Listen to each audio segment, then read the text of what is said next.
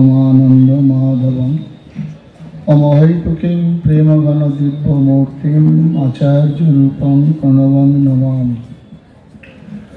भारत सेवाश्रम संघेर बालुरघाट शाखार श्री श्री गीता जयंती वार्षिक उत्सव।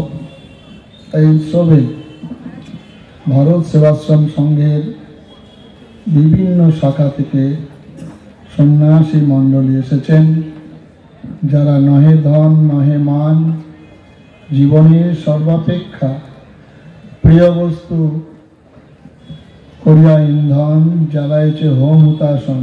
এই ত্যাগব্রতী সন্ন্যাসী সত্যম শিবম সুন্দরমের অপূর্ব মূর্তি।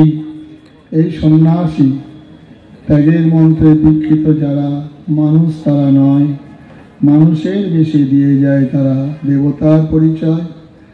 এ হল সন্ন্যাসী, গৈরিক বস্ত্রধারী সন্ন্যাসী, সূর্যের অপূর্ব রং আকৃত সন্ন্যাসী নিজেরা ধারণ করেছেন। এই সন্ন্যাসীরা আমরা যুগে যুগে ভারতবর্ষের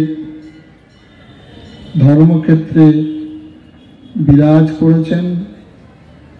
এই সন্ন্যাসীরা কুম্ভ মেলায় আমরা দর্শন করতে যাই, সন্ন্যাসী মণ্ডলী। কবে কোন কালে সেখানে কপিল মুনির অভিশাপগ্রস্ত 60,000 সন্তান যারা মৃতপ্রায়, সেই সন্তানদের উদ্ধার কল্পে ভগীরথ কঠোর তপস্যা করে বিষ্ণুর পদজল বিধৌত শিবের জটাজাল বিস্তৃত মা গঙ্গাকে আনায়ন করছেন মর্তধামে। সেই গঙ্গা সাগরে আমরা সন্ন্যাসী দর্শন করি। জানি না উদ্ধার হয়েছিল কি না, কিন্তু দেবী সুরেশ্বরী ভগবতী গঙ্গে ত্রিভুবন তারিণী তরল তরঙ্গে, সেই গঙ্গা সাগরে আমরা ছুটে যাই বারবার। এবারে হচ্ছে কুম্ভ মেলা। আমরা দেবাসুর সংগ্রাম, সেই সংগ্রামে অমৃত উঠেছিল। সেই অমৃত নিয়ে দেবতারা পালিয়ে যাচ্ছিলেন, সেই সময় অসুররা পিছনে ধাবিত করেছে। আর সেই সঙ্গে সঙ্গে 4 জায়গায় সেই অমৃত কলস স্থাপন হয়েছিল: এলাহাবাদ, হরিদ্বার, উজ্জয়িনী, নাসিক।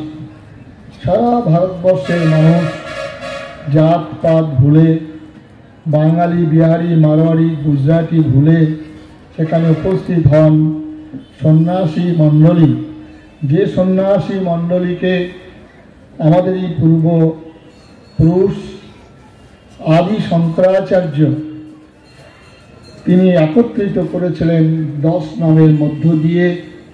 গিরি, পুরী, ভারতী, পাহাড়, পর্বত সন্ন্যাসীদেরকে একত্রিত করেছেন। সমস্ত সন্ন্যাসীরা সেখানে বৈষ্ণব থেকে আরম্ভ করে শৈব, শাক্ত, গানপত্য, নাগা, নিরঞ্জনী, আখড়া, গিরি, পুরী, ভারতী সমস্ত সন্ন্যাসীরা উপস্থিত হন। সেই কুম্ভ মেলা শুরু হবে জানুয়ারি মাস থেকে। আমরা সেখানে দেখেছি সন্ন্যাসী দর্শন করে মা গঙ্গা সেদিন কাঁদছেন যে এত মানুষ উদ্ধার করব আমি, এত পাপি তাপি মানুষ স্নান করে স্নাত হয়ে তারা উদ্ধার হবেন, তা আমি গঙ্গা, আমি এত পাপ বহন করব, আমার উদ্ধার কি করে হবে? তখন বললে মা গঙ্গাকে বলছেন, তোমার উদ্ধার হবে যদি সন্ন্যাসীরা স্নান করবেন, তাদের বিধৌত স্পর্শে তোমাদের স্নান হবে। এই সেই পুণ্যভূমি ভারতবর্ষ। আমরা নর্মদা দর্শনে আমাদের স্পর্শে, আমাদের গঙ্গা আমাদের স্নানে, আর সাধু দর্শনে পুণ্য হয়। আজকে আমরা বালুরঘাটবাসী, আমরা অতীব সৌভাগ্যবান। আজকে এই বালুরঘাটে পরম পূজ্য শ্রীমৎ স্বামী হিরণ্ময়ানন্দ স্বামীজির রূপকার, তারই গীতা জয়ন্তী সৃষ্টি। গতকালকেও বলেছিলাম, গীতা জয়ন্তী সম্পর্কে আমরা জানতাম না। পূজ্য স্বামীজি তিনি গীতা জয়ন্তী প্রবর্তন করে, মানে গীতা জয়ন্তী তো বহু হাজার হাজার বছর যাবৎ, কিন্তু বাংলার বুকে বাঙালি সাধু সমাজের মধ্যে ভারত বলতে গেলে ভারত সেবাশ্রম সংঘের বুকে তিনি প্রথম এই গীতা জয়ন্তী প্রবর্তন করেছিলেন। আর তার থেকেই শিক্ষা নিয়ে সেবক রূপে আমরা প্রথম গীতা জয়ন্তীর শুরু করি নবদ্বীপ ধামে। যে নবদ্বীপ ধাম মহাপ্রভুর পদজ বিরোচিত, যে নবদ্বীপ ধামে মহাপ্রভু আবির্ভূত হয়েছিলেন, সেই নবদ্বীপেই প্রথম আমরা সংকল্প গ্রহণ করলাম 5000 কণ্ঠে গীতা পাঠে। অভূতপূর্ব সারা সেই স্কনের সমস্ত সন্ন্যাসী মণ্ডলীর সহযোগিতায় সেই গীতার পরিপূর্ণ রূপদান হয়েছিল নবদ্বীপ ধামে। আমরা একটা সংস্থা তৈরি করলাম সনাতন সংস্কৃতি সংসদ। সেটাও আবার ভারত সেবাশ্রম সংঘের প্রধান কার্যালয়ে মিটিং করে গুরু মহারাজের আশীর্বাদ নিয়ে আমরা কজন সন্ন্যাসী, সেই সন্ন্যাসীর মধ্যে সেবক রূপে কাঠবিড়ালির মতো আমি উপস্থিত থেকে সভাপতিত্ব করেছিলাম। সংকল্প গ্রহণ করলাম নবদ্বীপে প্রভুর চরণ স্পর্শ করে। সেই নবদ্বীপ ধামে থেকে আমরা বললাম যে কলকাতার মধ্যমণি, পশ্চিমবঙ্গের মধ্যমণি ব্রিগেড প্যারেড গ্রাউন্ডে আমরা লক্ষ কণ্ঠে গীতা পাঠ করব। যে ব্রিগেড প্যারেড গ্রাউন্ডে রাজনৈতিক তরজা, রাজনৈতিক সমাবেশ, লক্ষ মানুষকে সেখানে সমবেত করেন, সেই ব্রিগেড প্যারেড গ্রাউন্ডে স্বাধীনতার পর, স্বাধীনতার আগে এবং পরে প্রথম গৈরিক ধ্বজ উত্তোলিত হয়ে সেখানে 1,37,000 মানুষের কণ্ঠে গীতা পাঠ। বিরোধিতা করেছিলেন ক্ষমতাসীন সরকার, নানাভাবে বিরোধিতা করেছেন, সহযোগিতা মোটেই করেননি।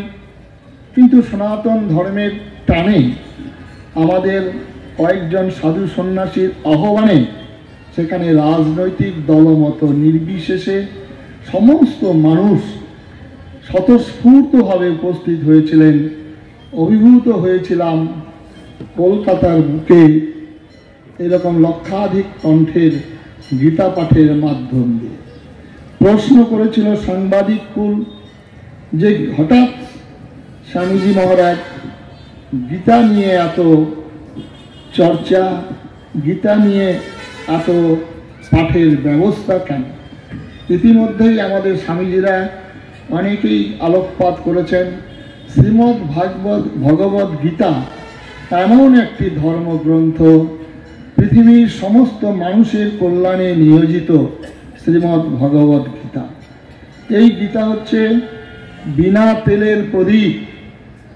আজকে 5165 বছর যাবৎ এই শ্রীমদ্ ভগবদ্ গীতা মানব জাতির কল্যাণে নিয়োজিত। এই শ্রীমদ্ ভগবদ্ গীতা সম্পর্কে বহু মনীষীরা বহু রকমভাবে আলোকপাত করেছেন। আকাশের মতো উদার, সীমানার কোনো খোঁজ খবর পাওয়া যাবে না শ্রীমদ্ ভগবদ্ গীতার তত্ত্বে। শ্রীমদ্ ভগবদ্ গীতার গভীরতার সম্পর্কে বলছেন সমুদ্রের মতো গভীর। এই হচ্ছেন শ্রীমদ্ ভগবদ্ গীতা। বলছিলেন স্বামীজি, সন্ন্যাসী, ভিখারি, রাজা, প্রজা, বিধবা, সধবা, বালক, যুবক সবার জন্যে শ্রীমদ্ ভগবদ্ গীতা। বলছিলেন স্বামীজি, শ্রীমদ্ ভগবদ্ গীতাকেও গান্ধীজি বলেছিলেন Gita is my mother.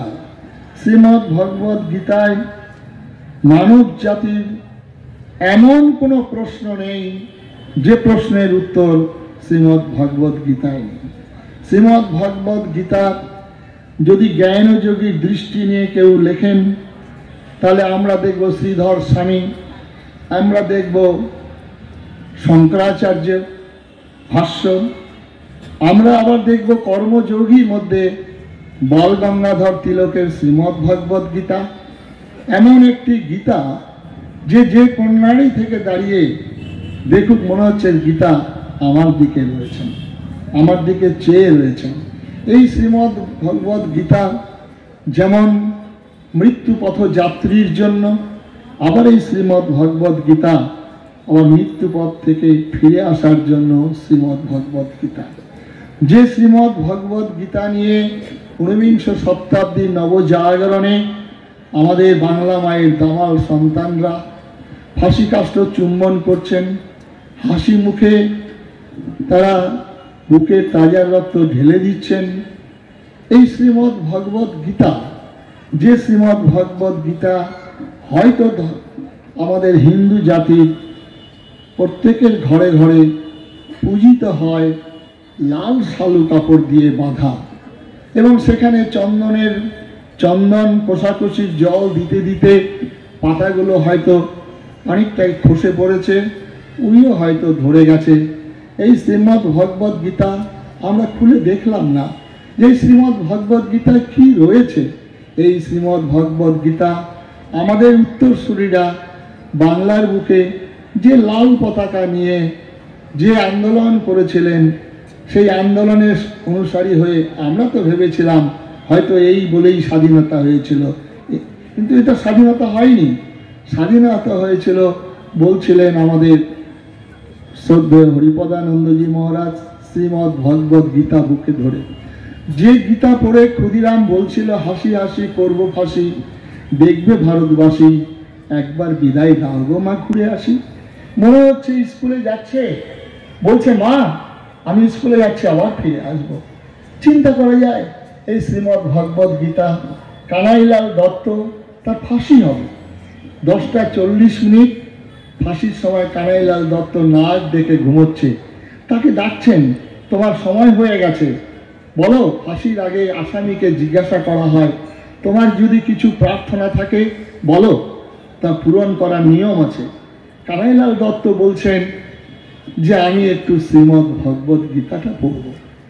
Shrimad ভগবদ গীতা নিয়ে উঠে দাঁড়িয়ে তিনি প্রজহাতি যদা কামান সর্বান পার্থ মনোগতান আত্মন্নে বা আত্মনা তুষ্ট স্থিত প্রজ্ঞস্তদুচ্যতে বলছেন। অপূর্ব। মেদিনীপুরে সেখানে ডালহাট সেখানে ডিস্ট্রিক্ট ম্যাজিস্ট্রেটকে গুলি করেছেন। সেখানে এক ব্রহ্মচারী শুভ্র বেশ বিপ্লবী অনিন্দ ভট্টাচার্য, তিনি সাদা কাপড় পরে বসে রয়েছেন। সূর্য উদয়ের সময় মনে হচ্ছে একটা শুভ্র একটা দিব্য কান্তি ব্রহ্মচারী, তিনি উপাসনা করছেন ভগবত, তার ফাঁসি হবে। এই শ্রীমদ্ ভগবদ গীতা, যে গীতার কথা বলছিলেন যে বাসাংশী জীর্ণানি যথা বিয়াহের কথা, আমার আগুন আমাকে দগ্ধ করতে পারে না, জল আমাকে আর্দ্র করতে পারে না, বায়ু আমাকে শুষ্ক করতে পারে না। এই শ্রীমদ্ ভগবদ গীতা পড়েছিল বলেই আত্মতত্ত্বের উন্নীত হয়ে তারা দেশ ও মাতৃকার স্বাধীনতার আন্দোলনে ঝাঁপিয়ে পড়েছিল। আপনারা নেতাজি সুভাষচন্দ্র বোস, তিনি ছদ্মবেশে গৃহ ত্যাগ করছেন এলগিন রোডে।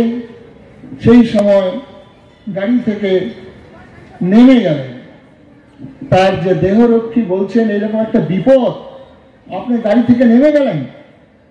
গাড়ি থেকে নেমে তার কক্ষে গিয়ে একটা পকেট গীতা আর মাতৃদেবীর একটা পকেট মূর্তি আর জপের মালাটা নিয়ে এলেন। বলে আমি বড় ভুল করেছিলাম, আমি আমার জপের মালা আর আমার মাতৃকা দেবীর মূর্তিটা আমি ছেড়ে এসেছিলাম। গাড়ি তিনি চললেন, তারপরেই রেঙ্গুনে পৌঁছলেন।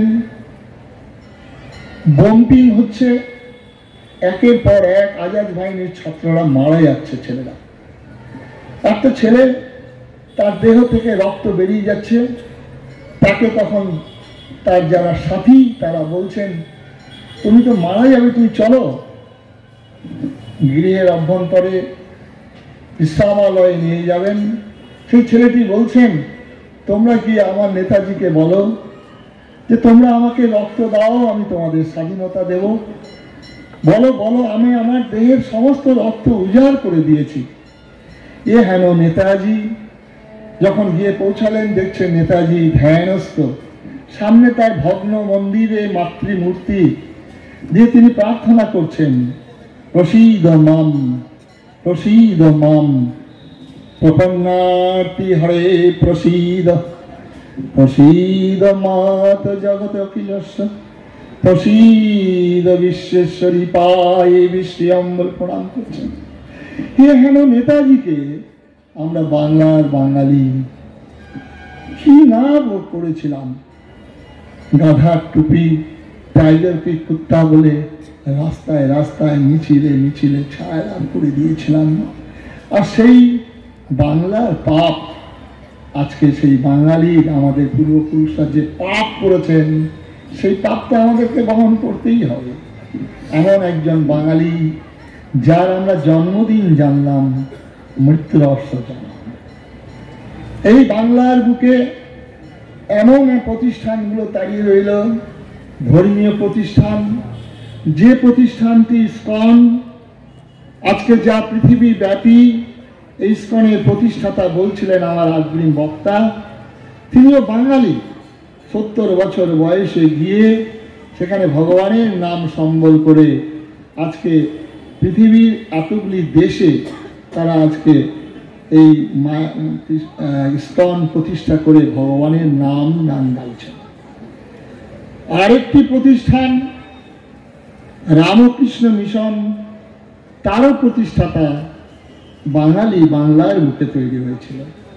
আরেকটি প্রতিষ্ঠান ভারত সেবাশ্রম সংঘ, তারও প্রতিষ্ঠা এই বাংলায়। বাঙালি যার জীবন কাহিনী অপূর্বভাবে মাস্টারমশাই বলছিলেন, তার জন্ম, তার সাধনা, তার প্রতিষ্ঠা, তার আন্দোলন, তার খাদ্য নিয়ে বলছিলেন। তা আজকে সেই বাংলার বাঙালির কি দুর্দিন, আজকে একবারও কি আপনারা চিন্তা করবেন না? পার্শ্ববর্তী রাষ্ট্রে দৈনন্দিন শত শত মা ভাই বোন কাঁদছেন, একের পর এক মন্দিরগুলোকে ভেঙে দিচ্ছেন, একের পর এক মা, একের পর এক বোন আজকে সরস্বতী নাম না, দুর্গা নাম না। 10 বছরের একটি মেয়ে মায়ের সামনে 4-5 জন এসে তাকে ধর্ষণ করা। মা বলছেন আমার মেয়েটি খুব ছোট্ট। আর আমরা বাংলার মানুষ যে পাপ করেছিলাম তার ফল আজকে দেশ স্বাধীনতার 1947 সালে 15ই আগস্ট আমরা সবাই জানি দেশ ভাগ হয়েছিল ত্রিধা খণ্ডিত। কি কারণে, কারা ভাগ করেছিল আজকে জানতে হবে, জানার সময় হতে পাবেন না আপনারা। কি কারণ? কেউ বলবেন গান্ধীজি, কেউ বলবেন জওহরলাল নেহরু, কেউ বলবেন তদানীন্তনকালের রাজনৈতিক নেতৃবর্গ, তাদের মিথ্যা ভণ্ডামি, তাদের ভুল বার্তা আমরা ভুলে গিয়েছিলাম। আমরা তো জানি গান্ধীজি বলেছিলেন demand for Pakistan it is fantastic notion. Jawaharlal Nehru, if coming Pakistan shall come on my dead body, Gandhiji. আমরা হয়তো সেটাই ভেবেছিলাম। না না, আজকে নতুন করে আপনারা জানলাম না, আজকে আমাদের জানতে হবে। আজকে যারা বাংলাদেশ থেকে এসছেন বেশিরভাগই এখানে পূর্ববঙ্গের মানুষ, যাদের 2-3 পুরুষ আগে ওখানে ছিলেন। আমরা সেখানে বাড়ি ঘর ছেড়ে এলাম, সেখানে গোয়াল ভরা গরু ছিল, গলা ভরা ধান ছিল, কণ্ঠ ভরা গান ছিল, পুকুর ভরা মাছ ছিল। তাই আমরা সেখান থেকে এলাম কিসের জন্য? বড় দুঃখ, বড় বেদনা, আমরা সেটা ভুলে গেলাম। এখানে এসে ব্যাগ বড় বড় ঝুলিয়ে আমরা সেই পাকিস্তানের পতাকার সঙ্গে নিজের পতাকা দিয়ে পাকিস্তানের পতাকা দাবি মানতে হবে, দেশ স্বাধীন হবে। আর একদল তখন লড়াই শুরু করে দিল, মোহাম্মদ চা পান লড়কে লেঙ্গে হিন্দুস্তান। আর আমরা বুর্বক সমাজ, আমরা বুর্বক বাঙালি সমাজ, আমরা তখন সর্বেশাং মঙ্গলাং ভূয়াদের মত্ত, আমরা তখন সমস্ত জীবে প্রেম করে এইজন মত্ত, আমরা তখন যত মত তত পথে ব্যস্ত। আমরা বাঙালি, আমাদের 14 পুরুষের ভিটাবাটি ছেড়ে আমাদেরকে পালিয়ে আসতে হলো। আমরা জানলাম না কিসের জন্য, কি কারণ। কারণ হলো আরব দেশে এমন একটি ধর্মগ্রন্থ, সেই ধর্মগ্রন্থের লেখা যে বিশ্বাসী এবং অবিশ্বাসী, সেই ধর্মগ্রন্থের অনুসারী যারা, যাদের রক্তে মূর্তি ভাঙা, সেই ধর্মগ্রন্থের যিনি স্রষ্টা, যিনি এতগুলি মূর্তিকে ভেঙে তিনি আরেকটা জায়গায় মদিনাতে স্থাপন করছেন তার রাজ্য, আমরা সেইটা জানলাম না, সেই সংবাদ নিলাম না। সেই গ্রন্থটা কি আমাদের মূর্খ যারা শিক্ষিত মানুষ তারা বিভ্রান্ত করলেন। আর সাধু সন্ন্যাসীরা তো তারা তো কীর্তন করতে, কেউ বা তার আরাধনার ঈশ্বর আরাধনার রাধাকৃষ্ণের জপ করতেই ব্যস্ত হয়ে পড়লেন। কেউ একবার চিন্তা করলাম না স্বাধীনতার এই দেশের বিভাজনের কোথায় সূত্র শুরু হয়েছিল। সূত্র শুরু হয়েছিল সেই ধর্মগ্রন্থটা যেটা আরবের উৎপত্তি। আর সেই ধর্মগ্রন্থে বিশ্বাসী অবিশ্বাসী দুটো মতের মধ্যে কোনোদিন মিল হবে না, কোনোদিন সহাবস্থান হবে না, যার জন্য দেশ ও মাতৃকাকে আমরা খণ্ডিত করেছিলাম। পরবর্তীকালে আমরা ভুলে গেলাম যে আমাদের ভগবানের যিনি সৃষ্টি, যিনি রামচন্দ্র, তিনি আবির্ভূত হলেন, তিনি কি করলেন তার জীবন থেকে আমরা শিক্ষা গ্রহণ করলাম না। ভগবান রামচন্দ্র মা সীতাকে চুরি করে নিয়ে গেছেন রাবণ, যিনি 14 বছর বনবাসে গেছেন, যার বাবা তার জন্য দায়ী, রাজা হবেন, রাজ্যাভিষেক সমস্ত তৈরি, সেখানে তার প্রহিত মণ্ডলী তৈরি, রাজ সিংহাসন তৈরি, রাজ মুকুট তৈরি। এইরকম পরিস্থিতিতে তাকে বনে যেতে হচ্ছে। আর বনে গিয়ে তিনি তো তাহলে বলতেই পারতেন যে সবার মধ্যে ঈশ্বর দর্শন করতে পারতেন, সবার সঙ্গে তিনি কোলাকুলি করতে পারতেন। হ্যাঁ, কিছুক্ষণ আগেই যিনি বক্তা বলছিলেন মাস্টারমশাই যে আমাদের মধ্যে জাতিভেদ, দেখুন তো রামচন্দ্র সেদিন কি করলেন। রামচন্দ্র কিন্তু জাতিতে জন্মসূত্রে ব্রাহ্মণ ছিলেন না।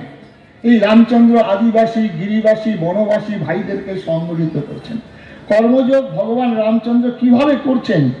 14টি বছর যাবৎ তিনি বনে বনে ঘুরে ঘুরে সেই কখনো খেয়ে না খেয়ে, তাদের এঁঠো খেয়ে, তাদের সঙ্গে বন্ধুত্ব করে তাদেরকে একত্রিত করছেন, করে রাবণের বিরুদ্ধে লড়াই। রাবণ তখন ত্রিতাপ কম্পকারী, বিরাট শক্তিশালী ত্রিভুবনের রাবণ, যে রাবণের ঘরে যম তার ঘোড়ার ঘাস কাটছে, মা কালী স্বয়ং পাহারা দিচ্ছে, কুবের তার ধনসম্পদ, মা লক্ষ্মী তার সম্পদ, এইরকম রাবণের বিরুদ্ধে লড়াই। আর সেই রাবণকে তাহলে তো বলতেই পারতেন, আমাদের হিন্দু ধর্মের তো জ্ঞানের মানে চরম শিখা, যে সব ধর্মের সমান, সবার মধ্যে ঈশ্বর, সব ঈশ্বর। রাবণ, তুমি যেটা কাজ করেছো, তোমার মতটা অমত, আমার মতটা মত, এসো তোমার মধ্যে ঈশ্বর বিরাজ করছেন, তুমি আমি কোলাকুলি করি। এটা রাবণ বলতেই, রামচন্দ্র বলতেই পারতেন। কিংবা রামচন্দ্র সেখানে মন্ত্র শক্তি প্রয়োগ করে রাবণকে ধূলিসাৎ করে দিতে পারতেন। বন্ধু, তা হয় না। রামচন্দ্রকে তাকে কর্মযোগের মধ্য দিয়ে তাকে অস্ত্র সংগ্রহ করে, সাধনা করে, লড়াই করে জনমত তৈরি করেছেন। আর সেই জনমত তৈরি করে রাবণের বিরুদ্ধে লড়াই করছেন। আর সেখানে হিন্দুর ভগবান তীর ধনুক ধরে রাবণকে সবংশে নিধন করছেন। আমরা হিন্দুরা, আমরা রামচন্দ্রের কাছে এই শিক্ষা লাভ করলাম না। আমরা জয় শ্রীরাম বলে আমরা মাতোয়ারা হলাম। আরে জয় শ্রীরাম যদি বলতে হয়, তাহলে রামচন্দ্রের হাতে যে ধনুর্বাণ আছে, সেই ধনুর্বাণকে ধারণ করতে হবে। জয় শ্রীরাম যদি বলতে হয়, আপনার বাড়ির পাশে পাশে সমস্ত মানুষকে কোল দিয়ে তাদেরকে ভাই বলে গ্রহণ করতে হবে, তবে জয় শ্রীরামচন্দ্র উচ্চারণ করার অধিকার আপনার আছে, নচেত নয় না। এই লড়াই চিরন্তন লড়াই, দেবাসুরের লড়াই। এই মিলন হয় না কখনো।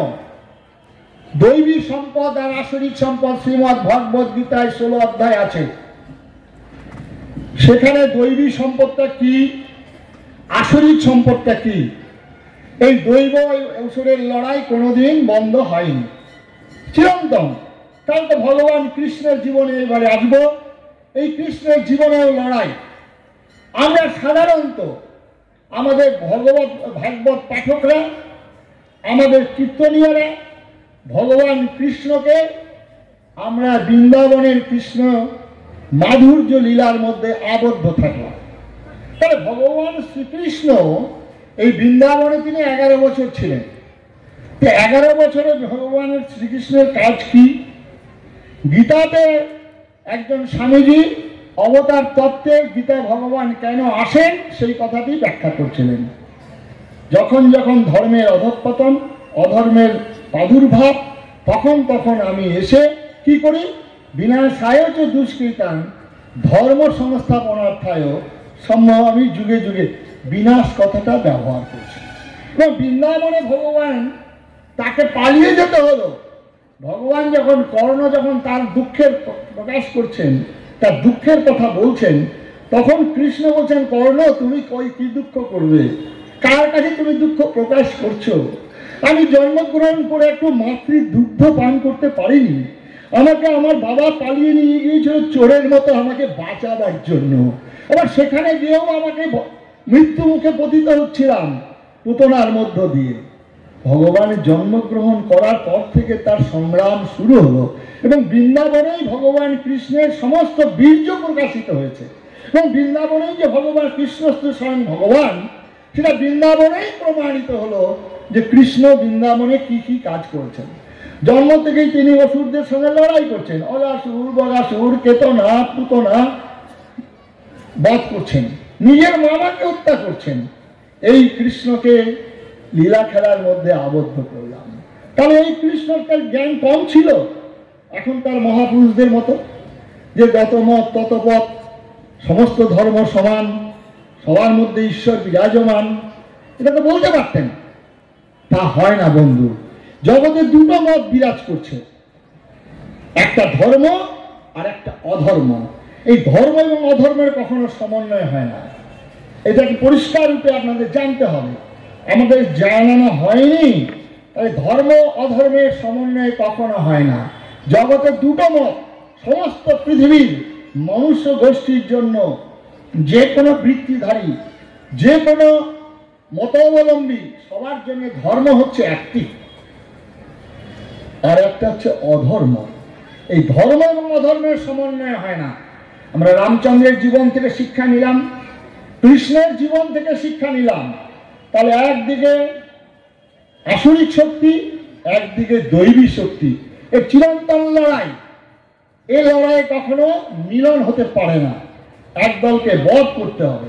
আর সেই বধ করতে গিয়ে ভগবান কৃষ্ণ তাহলে তো লীলার মধ্য দিয়েই বধ করতে পারতেন। রাসলীলা, নাম কীর্তন, খোলকর্তাল বাজিয়ে নাম করতে পারতেন, বলতে পারতেন, সবাই মিলে রামধুন গাও রাবণের সঙ্গে লড়াই করার সময়। এবং যখন কুরুক্ষেত্রের যুদ্ধে পাণ্ডবদের বলতেন অস্ত্র শিক্ষা করতে হবে না, সাধনা করতে হবে না, তোমরা সবাই বলে হরি কীর্তন করো, হরে কৃষ্ণ কৃষ্ণ কৃষ্ণ হরে হরে বললেই তোমরা উদ্ধার হয়ে যাবে, যুদ্ধ থেমে যাবে, ওরা মারা পড়ে যাবে। আরে এটা বাস্তব জীবনে হয় না। ভগবানকে সেখানে তাকে অস্ত্র ধারণ করতে হয়েছে, নিজেকে লড়াই করতে হয়েছে এবং পাণ্ডবদের দিয়ে তিনি করাচ্ছেন। তার যে বিরাট জীবন, সেই জীবনটাকে আমরা অনুসরণ করলাম না। বিরাট জীবন প্রথম হচ্ছে বৃন্দাবন, 11 বছর। আবার ভালো করে জেনে রাখবেন, এই পূজ্য হিরণমহেন্দ্র স্বামীজি আমাদের একটা গীত, ওই শ্রীকৃষ্ণ বলে একটা বই আছে বেদানন্দ স্বামীজির লেখা, সেই বইটা নিয়ে আমাদের ঔরঙ্গাবাদ আশ্রমে সেখানে আলোচনা হচ্ছিল আলোচনায় সেখানকার বৈষ্ণবপন্থীরা আমাদের মুষ্টি দেওয়া, চাঁদা দেওয়া, সর্বপ্রকারের সহযোগিতাটা বন্ধ করে দিয়েছিল। এবং স্বামীজি তখন বিরাট বিরাট পণ্ডিতদের ডেকেছিলেন। একদল বড় বড় পণ্ডিতরা আসছেন তাদের ধর্মগ্রন্থ নিয়ে, ওই রাধার উৎপত্তি নিয়ে, রাধার বিনাশ নিয়ে, রাধা তত্ত্ব নিয়ে। আর স্বামীজি নির্ভয় হয়ে কয়েকজনকে ডেকেছিলেন। তার জন্য একজন অধ্যাপক ছিলেন ধীরেনবাবু, আর নিশীথ সান্যাল বলে একজন ছিলেন। আর আমাদের স্বামী অদ্বৈতানন্দ স্বামীজির কাছে প্রচার, নিখিলানন্দ স্বামীজি বললেন যে আমি যাব, কত বড় বৈষ্ণব আছে, আমি সেখানে তাদেরকে তর্ক করব। সেখানে যদি পরাজিত হয় তাহলে তারাকে জুতোর গলা মারাই দেওয়া হবে। এই বার্তাটা যখন চারিদিকে ছড়িয়ে গেল, তারা আর এলেন না। তো এই হচ্ছে এখানে আমরা শুনেছিলাম যে তখন হিরণমহেন্দ্র স্বামীজি রাধার ক্রমবিকাশ, যেটা ডক্টর শশীভূষণ দাশগুপ্তের লেখা, হেডমাস্টার মশাই আপনি একটু স্মরণ করে নেবেন, আপনার যারা শিক্ষিত লোক আছেন। এইখানে এই কলেজের প্রিন্সিপাল ছিলেন ডক্টর অতুলবাবু। অতুলবাবু ছিলেন, জানবেন, তিনি কৃষ্ণের ডক্টরেট করেছিলেন। এখানে একজন অধ্যাপক ছিলেন, যে অধ্যাপক বালুরঘাটের বদ্রীবাবু।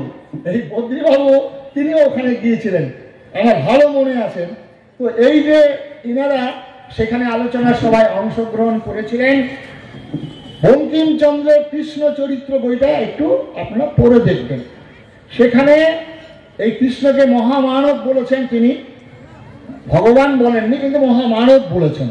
এই ভগবান কৃষ্ণ একদিকে যেমন যোদ্ধা, একদিকে যেমন যোগী, একদিকে জ্ঞানযোগী, কর্মযোগী, আবার একদিকে শ্রেষ্ঠ বৈজ্ঞানিক, আবার একদিকে তিনি ভগবান কৃষ্ণের মধ্যে সমস্ত দিকগুলো পরিপূর্ণরূপে পাওয়া যাবে তার জীবন চরিত্রে। তিনি একদিকে ব্রাহ্মণ, আবার একদিকে ক্ষত্রিয়, একদিকে তিনি বৈশ্য, একদিকে তিনি শূদ্র। সমস্ত ব্রাহ্মণের যখন তিনি গীতার মুখ দিয়ে বলছেন, তখন তিনি ব্রাহ্মণের কাজ করছেন। আবার তিনি যখন যুদ্ধক্ষেত্রে উপনীত হয়েছেন, তখন ক্ষত্রিয়ের কাজ করছেন। আবার যখন কৌরব সভায় রাজন্য বৃন্দের পদযুগল ধোয়ার জন্য তিনি দায়িত্ব নিলেন, তখন তিনি বৈশ্যের কাজ করছেন, তিনি শূদ্রের কাজ করছেন। হ্যাঁ, ভগবান কৃষ্ণকে আমরা খালি লীলা খেলার মধ্যে আবদ্ধ করলাম। তাহলে আমাদের শক্তি বিনাশ কথা তিনি ব্যবহার করেছেন। বিনাশ কথাটা ব্যবহার করতে গেলে তাহলে কখনো মালাচন্দন, কখনো রাসলীলা, কখনো নৌকা বিলাসের মধ্যে দিয়ে হয় না। কীর্তনীয়রা এমনভাবে কীর্তন করছেন যে যেও না যেও না যমুনার ধারে রাধা, ওখানে বসে আছে কালু হারাম যারা। এই জন্য কীর্তনীয়দের ভাষা। এই ভগবান কৃষ্ণ যিনি ভারতাত্মা, যিনি বিশ্বাত্মা, এই ভগবান কৃষ্ণকে আমরা কোথায় নিয়ে গেলাম? কদম্ব বৃক্ষে। মায়েরা স্নান করছে, সেখানে কাপড়গুলো নিয়ে রেখে দেওয়া হলো গাছের উপরে।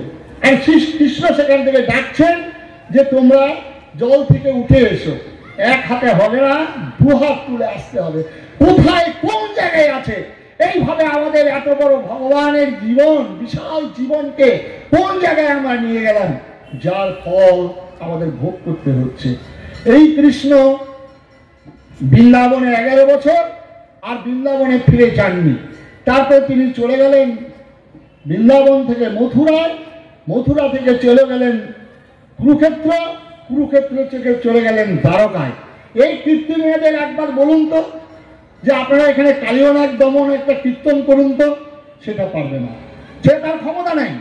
ওই জায়গায় নিয়ে চলে যাবে এই কীর্তনীয়রা। সুতরাং আজকে কৃষ্ণের জীবন থেকে, তিনি তো ইচ্ছা করলেই গাছের পাতা নড়ে না, তার ধূলিকণা ওড়ে না, তিনি সর্বশক্তিমান, তিনি সর্বজ্ঞ। এই ভগবান কৃষ্ণ, তার যুদ্ধের কোনো প্রয়োজনই ছিল না, কিন্তু তাকে যুদ্ধ করতে বাধ্য হলো। এবং যুদ্ধ করবেন না বলে তবুও মানুষের শিক্ষার জন্য, অনাগত ভবিষ্যতের মানুষ কৃষ্ণকে যুদ্ধবাজ বলে বলবেন, তাই তিনি গেলেন কৌরব সভায় গিয়ে বললেন দুর্যোধনকে, দুর্যোধন তোমরা এদের ভাই, ন্যায্য তো অর্ধেক রাজ্য পাবে, সুতরাং অর্ধেক রাজ্য তুমি দাও। অর্ধেক রাজ্য যদি নাও দিতে ছিল, যখন দিতে চাইল না, 5টা গ্রাম ছিল, বিনা যুদ্ধে নাই দেব সুচাগ্র মেদিনী। এই ভগবান শ্রীকৃষ্ণকে যুদ্ধ করতে হলো। গীতাতে উদ্বুদ্ধ করছেন কাকে? অর্জুনের মধ্য দিয়ে অনাগত ভারতবর্ষের এই হিন্দুকে, এই হিন্দু জাতিকে কেন কিসের উদ্বোধন করলেন? সেখানে আমাদের বিচার সভা হচ্ছে, বিচার সভায় সেখানে উপস্থিত হয়েছেন সবাই।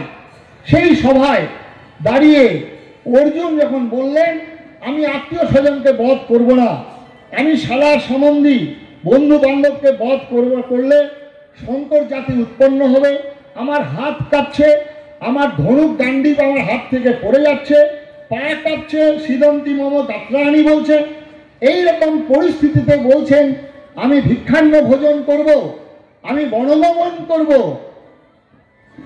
এই যদি আপনারা যারা আজকে দর্শক আছেন, আমাদের ভাইদের মধ্যে ঝগড়ায় এক ভাই যখন এই কথা বলছেন, আপনারা সবাই সাবাস অর্জুন, তুমি সাবাস, ভাইদের জন্য তুমি সব ত্যাগ করে দিচ্ছ, তোমার মতো প্রগতিবাদী তোমার মতো হয় না। আর কৃষ্ণ তো বলতে পারতেন যাও খোল করতাল নাও, সারারাত্রি খোল করতাল বাজাও, লোকের ঘুমে ব্যাঘাত করো, যাও, বলতে পারতেন। তো ভারতাত্মা ভগবান শ্রীকৃষ্ণ সেখানে দাঁড়িয়ে অর্জুনকে বলছেন অর্জুন তুমি ন্যাকামি করো না, তুমি ভণ্ডামি করো না, বলেই অর্জুন শুরু করলেন গীতা। ভগবান কৃষ্ণ দৈবং মাস্ম কামহ পার্থ নৈতত্য পদ্মতে ক্ষুদ্রং হৃদয়ং দৌর্বল্যং ত্যক্ত উত্তিষ্ঠ পরম তপঃ হতৌ বা প্রাপ্স্যসি স্বর্গং জিত্বা বা ভক্ষ্যসি মহিম অতৌ চেৎ তাইমাং ধর্মং সংগ্রামং ন করিষ্যসি তত স্বধর্মং কীর্তিঞ্চ হিত্বা পাপম অবাপ্স্যসি অতৌ চেৎ তাইমাং ধর্মং সংগ্রামং ন করিষ্যসি। কি বলছেন? অর্জুনকে উপলক্ষ করে আমাদেরকে, ওঠো, তীব্রতা পরিহার করো, অস্ত্র হাতে নাও, অন্যায়ের বিরুদ্ধে ন্যায়কে প্রতিষ্ঠা করা, অসত্যের বিরুদ্ধে সত্যকে প্রতিষ্ঠা করা, তোমার প্রাপ্য রাজ্য সেই রাজ্যকে উদ্ধার করতে হবে। আর সেই উদ্ধার করতে গিয়ে কুরুক্ষেত্রের যুদ্ধে পরতে পরতে ছত্রে ছত্রে কখনো ছল, কখনো কৌশল, কখনো বল প্রয়োগ করছেন, কখনো প্রতিরোধ, কখনো প্রতিবাদ, কখনো প্রতিশোধ করবে ঝাঁপিয়ে পড়ার জন্য অর্জুনকে উদ্বুদ্ধ করছেন ভগবান শ্রীকৃষ্ণ। শ্রীমদ্ ভগবদ গীতা থেকে এই শিক্ষা গ্রহণ আমরা করিনি। শ্রীমদ্ ভগবদ গীতায় বলছিলেন উৎপলানন্দ কোনটা হচ্ছে কর্ম, কোনটা অকর্ম, কোনটা সত্য, কোনটা মিথ্যা, কোনটা ধর্ম, কোনটা অধর্ম, এই বিচার হচ্ছে শ্রীমদ্ ভগবদ গীতায়। সেখানে যখন অর্জুন যখন হতছে, তিনি যখন বিভ্রান্ত হচ্ছেন ভগবান শ্রীকৃষ্ণের কথাতে, কর্ণ যখন সেখানে বলছেন যে দাঁড়াও, তুমি ক্ষত্রিয় ধর্ম পালন করো অর্জুন, আমার রথের চাকা বসে গেছে, নিরস্ত্রর গায়ে ক্ষত্রিয় আঘাত করতে নেই, আমি একটু চাকাটা তুলি, তারপরে তখন তুমি আমার সঙ্গে লড়াই করো। অর্জুন তখন ভেবেছিল তাই তো, আমি ক্ষত্রিয় যুদ্ধ করব না, নিরস্ত্র গায়ে আঘাত করব না। ভগবান ভারতাত্মা কৃষ্ণ সেখানে উপস্থিত হলেন, উপস্থিত অর্জুনকে বলছেন অর্জুন কর্ণকে শোনাও, যখন ওই জুতো গুড়িয়ে পুড়িয়ে মারার চক্রান্ত করেছিল তখন কর্ণ তোমার ধর্ম কোথায় ছিল? অর্জুন শোনাও কর্ণকে, যখন ওই জুতো পাশা খেলায় অন্যায়ভাবে পরাজিত করেছিল তখন তোমার কোথায় ধর্ম ছিল? অর্জুন তুমি শোনাও কর্ণকে, যখন সপ্তরথী মিলে ওই পালক অভিমন্যুকে হত্যা করেছিল তখন কোথায় ছিল তোমার ধর্ম? কর্ণ অর্জুন তুমি শোনাও। যখন দ্রৌপদীকে এক রাজস্বলা দ্রৌপদীকে উলঙ্গ করার চেষ্টা করছে রাজসভায়, তখন কর্ণ, এই সুযোগ অর্জুন মারো বাণ। অর্জুন তখন বাণ মারলেন, কর্ণ মারা গেলেন। এই শিক্ষা আমরা কুরুক্ষেত্রের মাঠে শ্রীমদ্ ভগবদ গীতা থেকে আমরা জানি। কৃষ্ণ একই জায়গায় মিথ্যা কথা বলিয়েছিলেন, ওই অশ্বত্থামা হত ইতি গজ। না না, মহাভারতখানে একটু ভালো করে পড়বেন। আজকেও জিজ্ঞাসা করলাম, বালুরঘাটে এত শিক্ষিত মানুষ, বালুরঘাটে এত কালচার জায়গায় দীক্ষা নেওয়ার সময় মহাভারতের একটা কথা বলতে পারছে না। আজকে বড় দুঃখ লাগলো। তাহলে আমরা কিসের হিন্দু হব? যদি হিন্দু হতে হয় তাহলে মনে প্রাণে হিন্দু হতে হবে, আচার আচরণে হিন্দু হতে হবে, তবেই আপনি হিন্দু, নচেত কিসের হিন্দু পরিচয় দেবেন? তাই আজকে মহাভারত রামায়ণ থেকে শিক্ষা গ্রহণ করবেন, মহাভারত থেকে শিক্ষা গ্রহণ করবেন। যদি না করি তাহলে আমাদের ওই যা অবস্থা হচ্ছে পূর্ববঙ্গের, সেই জায়গায় আমরা পৌঁছে যাব আগামী মাত্র কয়েকটি বছরের। তারপরে দেখলেন আমাদের বলা হয় মায়ের সব সন্তান সমান। মায়ের যেমন আব্দুল্লাহ সন্তান, এক শরৎচন্দ্র সন্তান, মায়ের কাছে সবাই সন্তান, মায়ের কাছে কেউ ছোট নয় বড় নয়। এটাও বিভ্রান্তকর কথা। একজন সাধক সাধারণ অবস্থায় কোন পরিস্থিতিতে কি কথা ব্যক্ত করেছেন, আর সেটা সব জায়গায় যদি প্রয়োগ করেন, তাহলে বাঙালি যে দুর্দশা, আরো সেই দুর্দশায় ঘনিয়ে যাবেন। আর সেটাই যদি হয়ে থাকে, তাহলে মা দুর্গা দশ প্রহরণ ধারিণী, সেদিন আমাদের মহিষাসুরের সঙ্গে লড়াই হচ্ছেন, আর তাহলে মহিষাসুর তো মায়ের সন্তান, তাহলে মহিষাসুরকে তো আহ্বান করতে পারতেন। আর সেই মহিষাসুরকে চণ্ডীতে বলছেন, গর্জন গর্জন খনন মূঢ় যাবৎ মধু পিবাম বহম, তুমি একটু দাঁড়াও। আর সেই অসুরকে নিধন করে মায়ের পায়ের তলায় ফেলে তার বুকে ত্রিশূল বেরিয়ে দিচ্ছেন। আর আমার বাসুদেব শেখানো হলো মায়ের সবাই সন্তান। আব্দুল্লাহ যেমন তোমরা একবার বাংলাদেশে গিয়ে সেই আব্দুল্লাহকে বলো আমার সন্তান, যারা যায়নি মূর্তি বানছে, যারা ওই সরস্বতীকে হত্যা করছে, যারা ওই লুণ্ঠন করছে, তাহলে গিয়ে বলো সবাই সন্তান। বন্ধুগণ, আজকে পোকাগুলো আমাদের কোথায় কোথায় চৈতন্য মহাপ্রভুর কথা বলা হয়। চৈতন্য মহাপ্রভুর ওই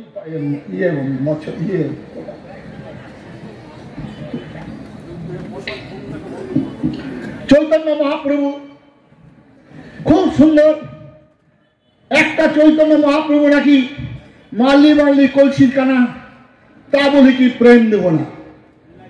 একবার চৈতন্য মহাপ্রভুর জীবনটাকে অনুসরণ করবেন, দেখবেন। বিনম্র নিবেদন জানাই, এই মহাপ্রভুর আপনারা বৃন্দাবন দাস বিরচিত চৈতন্য ভাগবত খানা একবার খুলে দেখবেন, কি বলছেন সেখানে মহাপ্রভুর সম্পর্কে।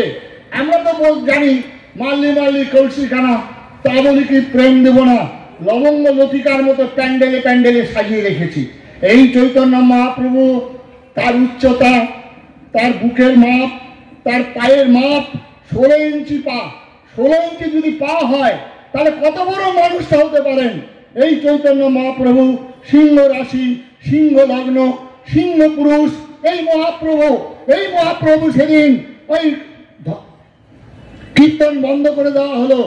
আর সেই কীর্তনের জন্য মহাপ্রভু নবদ্বীপের 9টি ধাম থেকে লক্ষ মানুষকে সংগঠিত করে কাজীর বিরুদ্ধে এক প্রকার যুদ্ধ ঘোষণা করছেন।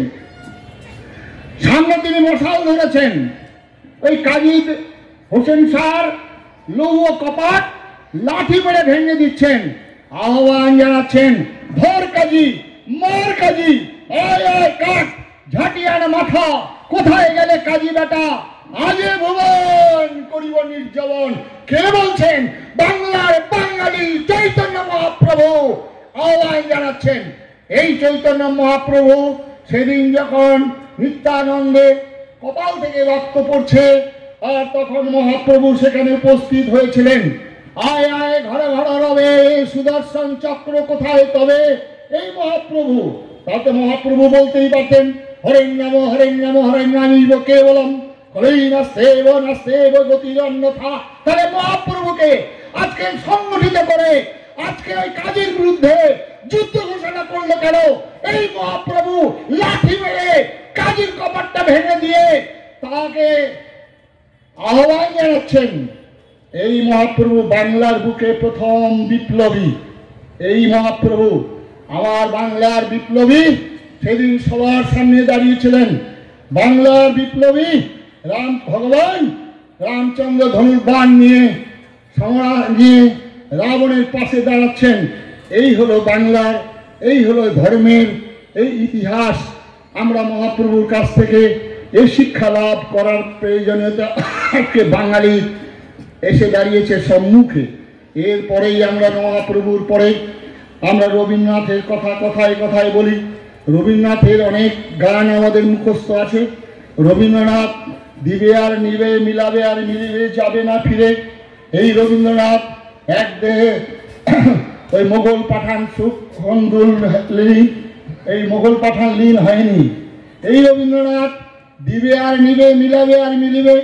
এই রবীন্দ্রনাথ হে মোর চিত্ত পূর্ণ তীর্থ জাগরে ধীরে, এই ভারতের মহামানবের সাগর তীরে হেথায় দাঁড়ায় দুবাহু বাড়ায় নবীন দেবতার কথা বলেছিলেন। কিন্তু এই রবীন্দ্রনাথ জানেন, এই রবীন্দ্রনাথ কবিতা লিখছেন যখন তখন বিবেকানন্দের আমার ভারত বইখানা একবার খুলে দেখবেন। এমন সেদিন বাংলার প্রতিটি ঘরে ঘরে সেই ধ্বনি নিয়ে বাংলার মা বোনের হৃদয়ে কেঁপে উঠেছিল আল্লাহু আকবার নরে তকবীরের ধ্বনিতে। এমন এক রাত্রি উদযাপন হয়নি মায়ের মা বোনদের, ভয়ে কম্পিত হয়েছিল তাদের হৃদয়। এমন কথা বলছেন রবীন্দ্রনাথ, বিবেকানন্দ। আর সেই রবীন্দ্রনাথ তখন তিনি কবিতা লিখছেন যখন আমাদের দেশের তদানীন্তনকালে রাজনৈতিক নেতৃবর্গ ওই বন্দে মাতরমের যে সঙ্গীত, তারও রচয়িতা আমার হচ্ছেন ঋষি বঙ্কিমচন্দ্র, আমার বাঙালি। সেই বন্দে মাতরমের সঙ্গীতের মূর্ছনায় সমুদ্র হিমাচল তাতিল তাতিল তালে নেচে উঠছে। সমুদ্র হিমাচল, কন্যাকুমারী থেকে কাশ্মীর, কাশ্মীর থেকে কামাখ্যা। এই বন্দে মাতরমে বাংলা মায়ের দামাল সন্তানরা যে আন্দামানের স্মৃতিকে আবার জাগিয়ে তুলছিল। এই বন্দে মাতরমের ঋষি বঙ্কিমচন্দ্র সেই বন্দে মাতরমের ধ্বনিকে আমাদের এক শ্রেণীর মানুষ তারা বললেন বন্দে মাতরম, বাহুতে মা শক্তি, হৃদয়ে মা ভক্তি, মন্দিরে মন্দিরে তোমার মূর্তি গড়ি। এই পঙ্ক্তিগুলোকে বাদ দেওয়ার জন্য আবেদন করলেন। তদানীন্তনকালের নেতৃবৃন্দ এই বন্দে মাতরমকে ছেদন করলেন শুধুমাত্র একটি রাজনৈতিক দলে, একদল সম্প্রদায়কে পোষণ করার জন্য। সেই দিন কেঁদে উঠেছিলেন ওই আমার অরবিন্দের আত্মা, কেঁদে উঠেছিলেন বিবেকানন্দের আত্মা, কেঁদেছিলেন আচার্য স্বামী প্রণবানন্দজি মহারাজ। দেশটা ভৌগোলিক ভাগ হয়নি, ভাগ হয়ে গেল সেদিন 1937 সালে এই আমাদের অন্ধ নেতাদের পোষণের জন্য। আরে বলতে পারলেন না সেদিন দেশ মে रहने होगा तो বন্দে মাতরম कहने होगा, এই কথাটা তারা বলতে পারলেন না। দেশ বিভাজন হয়ে গেল। শ্রী বঙ্কিমচন্দ্রের বন্দে মাতরম। তারপরে রবীন্দ্রনাথ কবিতা লিখছেন। কবিতাটা বাংলার পাঠশালে বাংলার ঘরে ভাই বোনদেরকে নিয়ে, বাংলার আকাশ বাতাস, বাংলার ফল জলকে নিয়ে সুন্দর কবিতা করে বাংলার সমস্ত মানুষকে দেখেছিলেন, রাস্তায় বের করেছিলেন। তখনও কিন্তু সংখ্যানুপাতে ওই সম্প্রদায়ের মানুষ বেশি যোগদান করেননি। 1906 সালে লীগ প্রতিষ্ঠা হয়েছিল। তারপর 1916 সাল, 1932 সালে ভয়াবহ আকার ধারণ করলো যখন, তখন এই গান্ধীজি কবিতা লিখছেন। কবিতাটা লিখছেন কি, নাগিনীরা চারিদিকে ফেলিছে বিষাক্ত নিঃশ্বাস, শান্তি ললিত বাণী শোনাইবে ব্যর্থ পরিহাস। কবিতাটা লিখলেন। এই কবিতাটা দানবের সাথে সংগ্রামের তরে প্রস্তুত হতে হবে ঘরে ঘরে। আজকে আপনারা চিন্তা করবেন রবীন্দ্রনাথ কি বলতে চেয়েছিলেন। সমাজদারকে নিয়ে ইশারা কাফি, কে দানব, কার জন্য সংগ্রাম করবেন, কি নিয়ে প্রস্তুত হবেন, আজকে নতুন করে এ ভাবনার সময় এসে গেছে। রবীন্দ্রনাথের পরেই আমরা আসবো বঙ্কিমচন্দ্র, আমাদের বিবেকানন্দের বাণী আপনারা সবাই মুখস্থ করেছেন। বিবেকানন্দের বাণী, আজকে তো নরেন্দ্রনাথ দত্ত কার নাম ছিল এই উত্তরটা জানার জন্য অনেকক্ষণ অপেক্ষা করতে হয়েছিল। বাপের নাম কি বিশ্বনাথ দত্ত বলতে গেলেও অনেকক্ষণ অপেক্ষা করতে হয়েছিল আজকের শিক্ষামন্ত্রী। এই তো আমাদের বাঙালি। সেদিন বিবেকানন্দের বাণী আমরা শুনেছি, মুখস্থ করেছি। খালি একটি কথা বহু রূপের সম্মুখে তোমার ছাড়ি কোথা খুঁজেছে ঈশ্বর, জীবে প্রেম করে যেইজন সেইজন সেবিছে ঈশ্বর। তো বিবেকানন্দ জাহাজে চেপে যাচ্ছিলেন, পাদ্রী সাহেব হিন্দু ধর্ম সম্পর্কে নিন্দা করছেন। তো বিবেকানন্দ করজোরে বললেন, আমার সর্বধর্মের জননী স্বরূপা সনাতন হিন্দু ধর্ম, আমার কোটি কোটি হিন্দু নরনারীর পক্ষ থেকে আপনাদের যে অভিনন্দন জ্ঞাপন। আমি নিজেকে হিন্দু বলতে গর্ব অনুভব করি। এই কথাগুলো বলছিলেন চিকাগো শহরের ছাত্রছাত্রী গিয়ে। তো এই বিবেকানন্দ সেদিন সাহেব নিন্দা করছেন। বিবেকানন্দ হাত জোর করে বলছেন, আমার ধর্মের উদারতা, আমার ধর্মের মহানতা, আমার ধর্মের বিশ্বজনীন আদর্শ তুমি কিছুই জানো না, কেন তুমি শুধু শুধু আমার ধর্মের নিন্দা করছো। তাহলে বিবেকানন্দ জামার আস্তিনটা গুটালেন, গুটিয়ে তার সামনে বজ্র মুষ্টি ধরলেন, বলছেন, if you want more you can just see, তুমি আর একটিবার আমার জননী সত্তা ধর্ম সম্পর্কে নিন্দা করো, তাই এক ঘুষিতে তোমাকে সমুদ্রজাত করব। তাহলে বিবেকানন্দ বলতেই পারতেন, পাগলে কিনা বলে ছাগলে কিনা খায়। বিবেকানন্দ বলতেই পারতেন, যত মত তত পথ। বিবেকানন্দ বলতেই পারতেন, হাতি চলে বাজার মেয়ে, কুত্তা ভুকে লাখো মেয়ে। হয় না। বিবেকানন্দ তখন তার বজ্র মুষ্টি ধরে বলছেন, if you want more you can just see, তুমি যে আর একটিবার আমার ধর্ম সম্পর্কে নিন্দা করো, এক ঘুষিতে তোমাকে সমুদ্রজাত করব। বন্ধুগণ, এই বিবেকানন্দকে ঘরে ঘরে আজকে স্মরণ করার সময় এসে গেছে। টলারেশন অনেক হয়ে গেছে। Hinduism must be aggressive but little fanatic. তাই বিবেকানন্দ বলছেন, I am proud call myself Hindu, আমি নিজেকে হিন্দু বলতে গর্ব অনুভব করি। এই বিবেকানন্দকে প্রণাম জানান, এই বিবেকানন্দের বাণীকে ঘরে ঘরে পৌঁছে দিন। পরবর্তীকালে আচার্য স্বামী প্রণবানন্দজি তার কর্মযোগ সম্পর্কে, তার তীর্থ সংস্কার সম্পর্কে, যিনি উল্কাপাতের মতো ছুটেছেন, যিনি বলছেন কানে মন্ত্র দিয়ে একদল শিষ্য সম্প্রদায় গঠন করার জন্য আমার আবির্ভাব নয়, আমার তপস্যা, আমার কর্ম, আমার যা কিছু হিন্দু জাতি গঠন, হিন্দু জাতি গঠন, ধর্মের ভিত্তিতে জাতি গঠনের উদ্দেশ্য নিয়ে যে আচার্য স্বামী প্রণবানন্দজি বলছেন, অগণিত হিন্দু আমাকে ডাকছে, আমি আমার মন্ত্র দেওয়ার সময় নেই। যিনি ছুটে চলেছেন, যিনি বলছেন কর্ম থেকে আরেকটি কর্মে যাওয়ার বিশ্রাম, সেই বিশ্রামটাই হলো বিশ্রাম। কর্ম থেকে কর্মান্তর। মাত্র শঙ্করাচার্য মাত্র 32 বছর বয়সে উল্কার মতো ভারতবর্ষের চার প্রান্তে 4টি মঠ স্থাপন করে 10 নামী সন্ন্যাসীদের একীভূত করে মাত্র 32 বছর বয়সে শঙ্করাচার্য চলে গেলেন বিবেকানন্দ কর্মের উন্মাদনায়। ছুটেছিলেন ভারতবর্ষের সমস্ত ভারতবাসীকে আমি ভারতবাসী বলে ডাকছেন। বিবেকানন্দ বলছেন, তবে না ভুলিও না তুমি নারী জাতির আদর্শ সীতা সাবিত্রী দয়ময়ন্তী, ভুলিও না তোমার উপাস্য সর্বত্যাগী শঙ্কর উমানাথ, তোমার জন্ম হইতেই মায়ের জন্য বলি প্রদত্ত, তোমার বিবাহ ইন্দ্রিয় সুখ সম্ভোগের জন্য নয়। এই বিবেকানন্দ বলছেন, তোমার সামনে জাগ্রত একমাত্র ভারত মাতা, অন্যান্য দেব দেবীগুলো ঘুমিয়ে আছে। ভারতের কল্যাণ আমার কল্যাণ, ভারতের সমাজ আমার শিশুসজ্জা, যৌবনের উপমান বার্ধক্যের বারাণসী, ভারতের মৃত্তিকা আমার স্বর্গ, ভারতের দেবদেবী আমার ঈশ্বর। বলছেন, গৌরীনাথ, তুমি আমাকে মনুষ্যত্ব দাও, আমাকে মানুষ করো, আমাকে মানুষ করো, আমাকে মানুষ করো। এ হলো বিবেকানন্দকে আমরা কোথায় নিয়ে গেলাম। তাই আচার্য স্বামী প্রণবানন্দজি তার মৃত্যুর কয়েক বছর পরেই তার আবির্ভাব, মৃত্যুর কয়েক বছর আগে।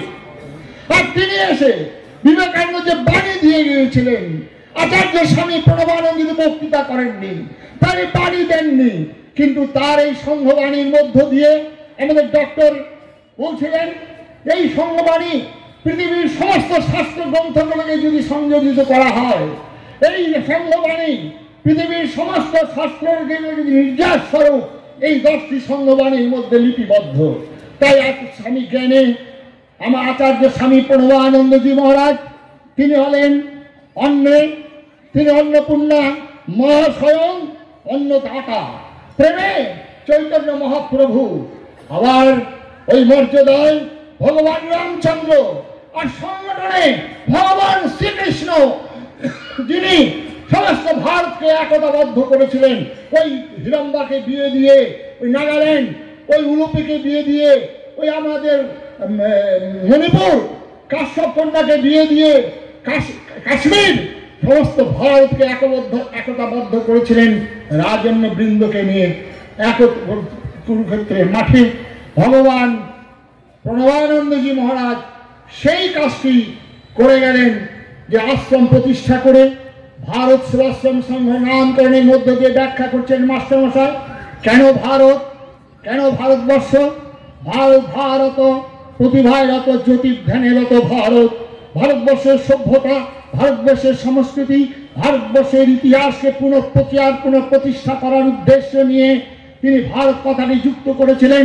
তারপরে সেবা, সেবা বলতে যাওয়া অন্যায়। যখনই মহামারী, দুর্ভিক্ষ,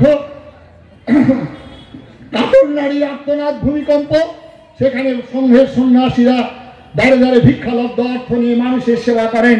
জাতি, ধর্ম, বর্ণ নির্বিশেষে সবার উপরে মানুষ সত্য, তাহার উপরে নয়, সোনারে মানুষ ভাই, এই প্রেরণা নিয়ে সেবা প্রতিষ্ঠা করলেন। আশ্রম ভারতবর্ষ ভুলে গেছে বহুদিন আশ্রমের কথা, যে আশ্রমের কথা আমরা মনে করি বন্ধম সুরভিত, বেদ মন্ত্র মুখরিত, সামগান নিনাদিত, সেই আশ্রমের কথা আমরা মনে করি।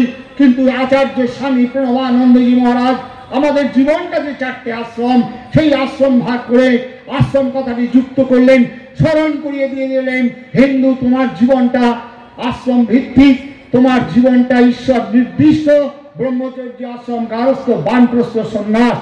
তারপরে বললেন তিনি, আশ্রমের পরেই তিনি সংঘ কথাটি যুক্ত করলেন, যে চৈতন্য মহাপ্রভু সংঘ শক্তি কলৌযুগে আমরা বাঙালি, আমরা কীর্তনে কীর্তনে মাতোয়ারা করলাম, আমরা একবারও সেই বাণীটাকে স্মরণ করলাম না। তিনি যে বলেছেন সংঘ শক্তি কলৌযুগে, আর সেই সংঘ প্রতিষ্ঠা, সেই সংগঠন যারা করে গেছেন রামচন্দ্র, যে সংগঠন করে গেছেন ভগবান কৃষ্ণ, সেই সংগঠনের রূপ দান করলেন বাস্তব আচার্য স্বামী প্রণবানন্দজি সংঘের মধ্য দিয়ে। তাই ভারত সেবাশ্রম সংঘ তিনি তৈরি করলেন, যে সংঘ থেকে, যে ভারত কথাটি থেকে ভুলিয়ে দেওয়ার জন্য আমাদের ওই গান্ধীজি, ওই আমাদের জওহরলাল নেহেরু, তিনি তিনটি আমদানি করেছিলেন। মেকলেবাদী ঐতিহাসিক আর একদল আমদানি করলেন, আমাদের মার্ক্সবাদী ঐতিহাসিক আর একদল হচ্ছে মক্কাবাদী ঐতিহাসিক। তাদেরকে দিয়ে লেখানো হলো যে ভারতবর্ষ কোনোদিন আর্য ছিল না, আমরা অনার্য ছিলাম। ওই গিরিপথ থাইবার থেকে এসে আমাদেরকে আর্যত্ব দীক্ষিত করেছেন। কত বড় ভুল! এখানেই সর্বনাশ হলো যে আমাদের ভারতবর্ষের প্রধানমন্ত্রী এই জওহরলাল নেহেরু, তিনি আমাদের সর্বনাশ করলেন। সেই দিন ওই কলকাতার দিল্লিতে লালকেল্লাতে লাল কার্পেট ফেলে লেডি মাউন্ট ব্যাটেনের হাত ধরে তিনি হাসতে হাসতে উঠছেন। সেখানে গিয়ে 1 ঘন্টা 45 মিনিট বক্তব্য রেখেছেন। একবারও বাংলার কথা, হতভাগ্য বাঙালির কথা, 14 পুরুষ বিটেবাটি ছিঁড়ে আসা আমার মা ভাই বোনদের কথা একবারও উচ্চারণ করেননি এই ভণ্ড, এই জওহরলাল নেহেরু, যিনি সর্বনাশ করেছেন ভারতবর্ষের। আর সেই তিনি সর্বনাশের মূলে যে আঘাত, আমরা সেটা কিছুতেই বুঝতে পারলাম না। যিনি বললেন আমি শিক্ষায় হলাম, আমি ইংরেজ, আর কালচার বাই ইসলাম, আর অ্যাক্সিডেন্ট বাই বার্থ হিন্দু, এখানেই সর্বনাশ হয়ে গেল। কারণ এই ভারতবর্ষে জন্মগ্রহণ করার জন্য স্বয়ং দেবতারা প্রার্থনা করতেন, কাইন্তি দেবা গীত কিলকানি, এই ভারতবর্ষে জন্মগ্রহণ করার জন্য ভগবান প্রার্থনা করছেন। পৃথিবীর কোথাও জন্মগ্রহণ করেছেন ঈশ্বরের পুত্র, কোথাও বা জন্মগ্রহণ করছেন পয়গম্বর, কিন্তু স্বয়ং ভগবান যুগে যুগে ভারতবর্ষের এই পুণ্যভূমিতে জন্মগ্রহণ করেছেন, যা গীতায় প্রতিশ্রুতিবদ্ধ। আর সেই পুণ্যভূমি ভারতবর্ষের ইতিহাসকে পাল্টে দেওয়া হলো। তাই আচার্য স্বামী প্রণবানন্দজি মহারাজ তার এই কর্মজীবন নিয়ে হিন্দু মিলন মন্দির আন্দোলন বলছিলেন মাস্টারমশাই। সেখানে বাংলার এই দুর্দিনে, বাঙালি হিন্দু বাঙালির দুর্দিনে ডাকলেন শ্যামাপ্রসাদ মুখার্জি। আর শ্যামাপ্রসাদ মুখার্জির কথা বললেই তো মহারাজজি আপনি খুব ঘুরিয়ে ফিরিয়ে এমন জায়গায় নিয়ে যাচ্ছেন। হ্যাঁ, শ্যামাপ্রসাদ মুখার্জির কথা বলতে গেলেই চলে আসবে রাজনীতির কথা। আর এই মূর্খ রাজনীতির কথা বলেন যে মহারাজ আপনি রাজনীতির কথা বলছেন। আরে রাজনীতি শব্দের অর্থটা শ্রেষ্ঠ নীতি। রাজ কথাটা রঞ্জ ধাতু থেকে উৎপত্তি, আর নীতি যখন যোগ হয়েছে তখন সেখানে থাকবে ধর্ম। সুতরাং আমাদের হিরণ্যানন্দ স্বামীজি বলতেন নচ রাজ্যং নচ রাজা, যখন রাজ্য ছিল না, রাজা ছিল না, নচ দণ্ডং নচ দণ্ডিত, তখন কাকে কে রক্ষা করতেন? ধর্ম পরস্পরকে রক্ষা করতেন। আর সেই জন্যই আচার্য স্বামী প্রণবানন্দজি মহারাজ ধর্মের ভিত্তিতে জাতি গঠনের পরামর্শ দিয়ে শ্যামাপ্রসাদ মুখার্জিকে ডাকলেন ওই হিন্দু সম্মেলনে। হিন্দু সম্মেলনে প্রথম দিন তিনি আসতে পারেননি, দ্বিতীয় দিন তিনি বললেন আমাকে ক্ষমা করবেন, আমি যাব। ওই বেনারসে গিয়ে অষ্টমীর মহারাত্রিতে দেবী দুর্গার সঙ্গে থেকে শক্তি মন্ত্রে দীক্ষিত হলেন আচার্যদেবের কাছে। আচার্য প্রণবানন্দজি মহারাজ তার সন্ন্যাসী মণ্ডলীকে হিন্দু সম্মেলনে দাঁড়িয়ে বললেন আমি বাংলার হিন্দু রক্ষা করতেই যাবে, আমি ডক্টর শ্যামাপ্রসাদ মুখার্জিকে দাঁড় করিয়ে দিলাম। আজকে আপনারা বাঙালি, যে বাঙালি কথা বললাম নেতাজি, আর একজন বাঙালি শ্যামাপ্রসাদ মুখার্জি। এই শ্যামাপ্রসাদ মুখার্জি যেভাবে ওই পাঠাকে নিয়ে, গোপাল পাঠাকে নিয়ে প্রতিরোধ করে তুলেছিলেন কলকাতার বুকে, এই শ্যামাপ্রসাদ মুখার্জি যখন পাবনায় গিয়েছিলেন বক্তব্য রাখছিলেন, আমার বাঙালিরা তারা বলছেন আমরা খুব ভালো ছিলাম, যেমন বালুরঘাটবাসী আপনারা খুব ভালো আছেন, কত সব চাকরি বাকরি ভরপুর। আর কার্তিক মহারাজ এসে তিনি একটা এমন উত্তেজিত করে দিলেন আমাদেরকে। শ্যামাপ্রসাদ মুখার্জিকে সেই দিন ঢিল ছুঁড়েছিল, আমরা তো খুব ভালোই আছি এখানে। শ্যামাপ্রসাদ মুখার্জি দুঃখ করে বলেছিলেন, শ্যামাপ্রসাদ মুখার্জি যা বলে গেল এক অদিনের মধ্যেই 2-3 বছরের মধ্যেই আপনার প্রমাণ পাবেন, পালিয়ে যেতে হয়েছিল। এই শ্যামাপ্রসাদ মুখার্জি যখন এক বিধান, এক মিশন, এক প্রধানের বার্তা নিয়ে যাচ্ছেন কাশ্মীর, সেই কাশ্মীরে কিভাবে তাকে হত্যা করা হয়েছিল কিছুটা আপনারা হয়তো অনেকে জানেন। এই শ্যামাপ্রসাদ মুখার্জিকে আমরা সাম্প্রদায়িক বলেছিলাম। যে শ্যামাপ্রসাদ মুখার্জির ওই যখন মৃত্যু দেহ এলো কলকাতার বুকে, তার মা কেঁদে কেঁদে বলছেন ওরে ওরে প্রফুল্ল, ওরে ওরে বিধান, তোরা থাকতে আমার সেবার মৃত্যু অকল্পনীয়। আর সেই শ্যামাপ্রসাদ মুখার্জিকে আমরা সাম্প্রদায়িক বলেছিলাম। আমরা বাঙালি, যে শ্যামাপ্রসাদ মুখার্জির জন্য আজকে আরএসপি, যে শ্যামাপ্রসাদ মুখার্জির জন্য আজকে সিপিএম, যে শ্যামাপ্রসাদ মুখার্জির জন্য আজকে কংগ্রেস, যে শ্যামাপ্রসাদ মুখার্জির জন্য আজকে ঘাসফুল, যে শ্যামাপ্রসাদ মুখার্জির জন্য আজকে পদ্মফুল, তাকেও আমরা সাম্প্রদায়িক রঙে রঙায়িত করলাম।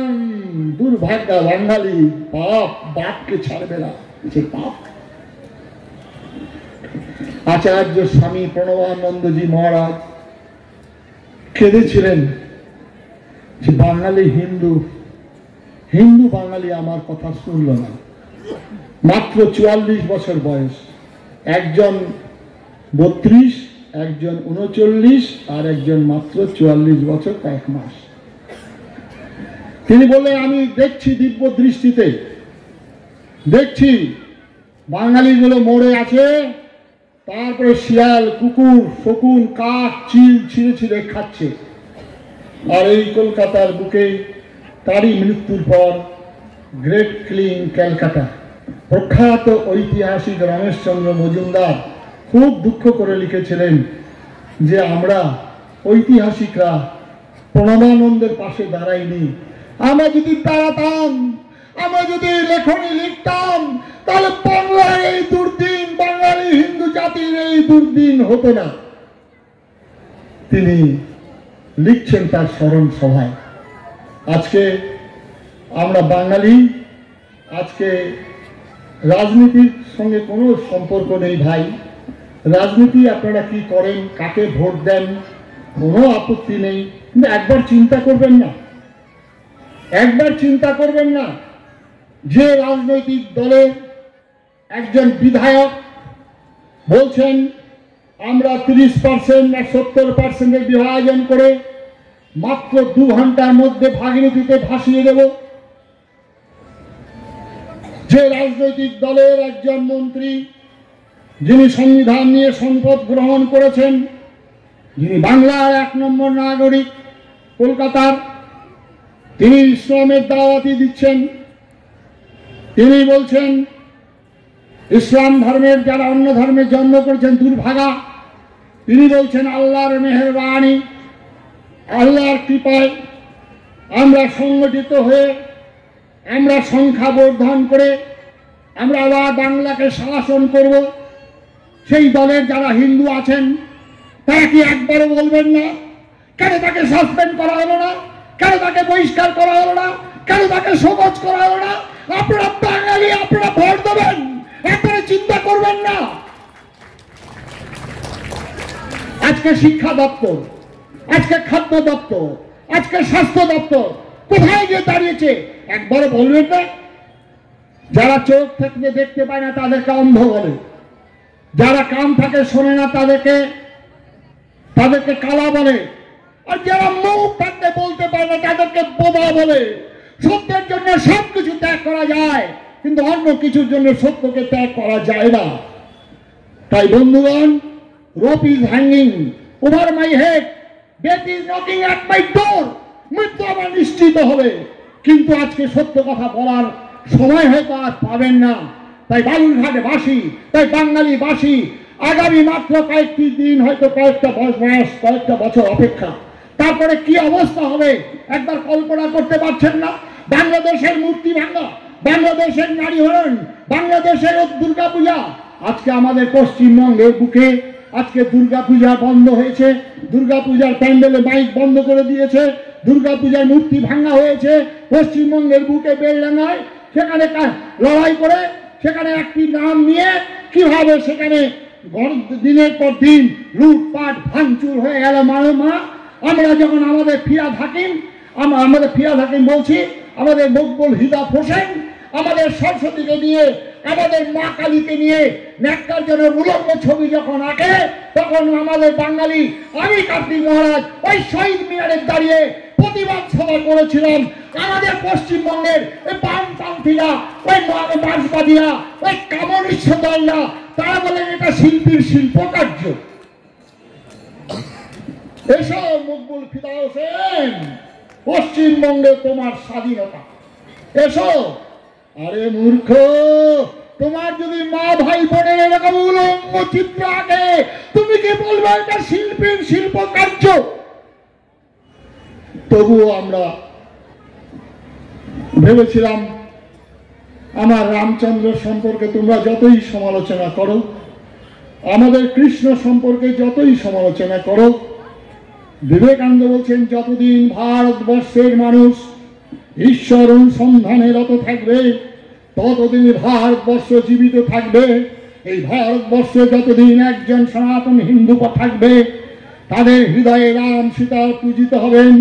পৃথিবীর কোন শক্তি নেই, কোন মৌলবী ফাদার মাদার সিস্টার ব্রাদার্সের ক্ষমতা নেই সেই হৃদয় থেকে রামচন্দ্রকে মুছে দেওয়া, সেই হৃদয় থেকে কৃষ্ণকে মুছে দেওয়া কোন শক্তি নেই, বলছেন স্বামী বিবেকানন্দ। কিন্তু তিনি বলেছিলেন, তার আগের কথাটা হচ্ছে ঈশ্বর অনুসন্ধানে যতদিন রত থাকবে, ভারতবর্ষ আবার জাগবে, আবার উঠবে, আবার চৈতন্য শক্তি লইয়া ভারতবর্ষ জাগবে, গৈরিক বেশ সহে ভারতবর্ষ জাগবে। আজকে যেসব স্বাধীনতা সংগ্রামীরা ভারত মায়ের শৃঙ্খল মোচনের জন্য ফাঁসি কাষ্ঠকে চুম্বন করেছিলেন, 80 অলক্ষে দাঁড়িয়ে তারা কাঁদছেন। এমনতর স্বাধীনতার জন্য তো আমরা ফাঁসি কাষ্ঠ চুম্বন করিনি, এমনতর স্বাধীনতার জন্য আমরা মরিনি। আমরা তো যা স্বপ্ন দেখেছিলাম, বড় বড় সবে শতবিনা বেরুর হবে, ভারত আবার জগৎ সবার শ্রেষ্ঠ আসল হবে, ধর্মে মহান হবে, কর্মে মহান হবে। আমরা তো ভাবলাম যে দেশটা ভাগ হয়ে গেল, তাহলে তো আমরা শান্তিপূর্ণ ভাবে থাকবো। আমাদের পদলেহনকারী বিশ্বাসঘাতক বাঙালি তদানীন্তনকালে রাজন্য বৃন্দ আজকে পাঞ্জাব তারা এক্সচেঞ্জ অফ পপুলেশন করে নিল। আর আমাদের পদালহনকার জাতি, আমরা বাঙালি, আমরা এক্সচেঞ্জ অফ পপুলেশন করলাম না। তার ফলে আজকে কি অবস্থা? আজকে 20 বছর 2 দশক রাজত্ব করেছেন কংগ্রেস, আজকে 34 বছর রাজত্ব করেছেন সিপিএম, আর এই দলটিও রাজত্ব করছে প্রায় 11 না কত বছর, 13 বছর। আর আজকে সেই দলের লোক বলছেন মুর্শিদাবাদ, দিনাজপুর, মালদা পাকিস্তান হয়ে যাবে। তোমরা 2 হাত ভরে তোমরা আধার কার্ড দিয়েছো, তোমরা রেশন কার্ড দিয়েছো, ভোটের লেলু কোথায়? তোমরা তাদেরকে কোন জায়গায় নিয়ে গেছো? আজকে নজরুলের কথা দিয়েই শেষ করব। নজরুল কত বড় দূরদর্শী ছিলেন, কত বড় তিনি ভবিষ্যৎ দ্রষ্টা ছিলেন। ঝাড় কবিতার মধ্য দিয়ে তিনি বললেন যে হে পার্থ সারথি, বাজাও বাজাও তব পাঞ্চজন্য শঙ্খ, ধনুকেরই টঙ্কার হানো হানো, গীতার মন্ত্রে জীবন দানো। তিনি তো বলতেই পারতেন ফিরাদ হাকিম, তা তো বলতেন ইসলামের দাওয়াতি দিতে পারতেন, তিনি তো কোরআনের কথা বলতে পারতেন, তিনি তো বাইবেলের কথা বলতে পারতেন। না না বন্ধু, শ্রীমদ ভাগবত গীতা। এবং তিনি বললেন, নয়নের মণি আখ্যায়িত করলেন, একই বিনতে 2টি কুসুম নয়নের মণি, আর বললেন প্রাণ বললেন হিন্দু। নয়নের মণি মুসলমান আর প্রাণ বললেন হিন্দু। আপনারা যারা শিক্ষিত মানুষ আছেন, একবার এটাকে বিশ্লেষণ করুন, ভাবার্থ অনুধাবন করার চেষ্টা করুন। নয়নের মণি বন্ধুগণ যদি এক চলে যায়, তাহলে নয়নের মণি আমদানি করা যাবে, কিন্তু যদি একবার মানুষের প্রাণ চলে যায়, তাহলে প্রাণ আমদানি করা যায় না। তাই ভারতবর্ষের প্রাণ হচ্ছে হিন্দু। যদি হিন্দু না থাকে তাহলে ভারতবর্ষ থাকবে না। আর যদি ভারতবর্ষ না থাকে তাহলে পৃথিবীর ওই ডিকশনারি থেকে ক্ষমা, দয়া, ভালোবাসার কথা লেখা থাকবে না।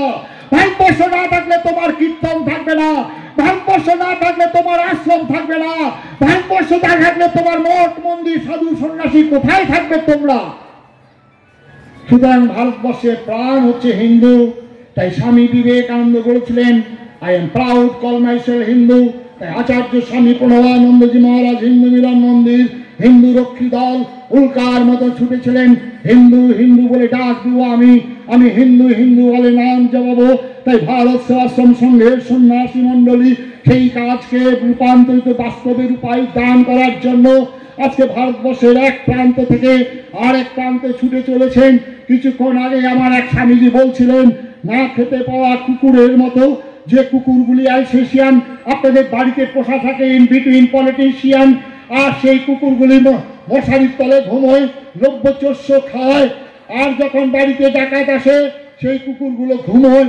আর আপনাদের ফেলে দেওয়া 2 মুঠো অন্ন খেয়ে ওই না খেতে পাওয়া কুকুরগুলো যখন আমাদের পর বাড়িতে চোর আসে, ডাকাত আসে, এই না খেতে পাওয়া কুকুরগুলো ঘেউ ঘেউ করে চিৎকার করে বলে, ওরে ওরে তোমরা একটু জাগো।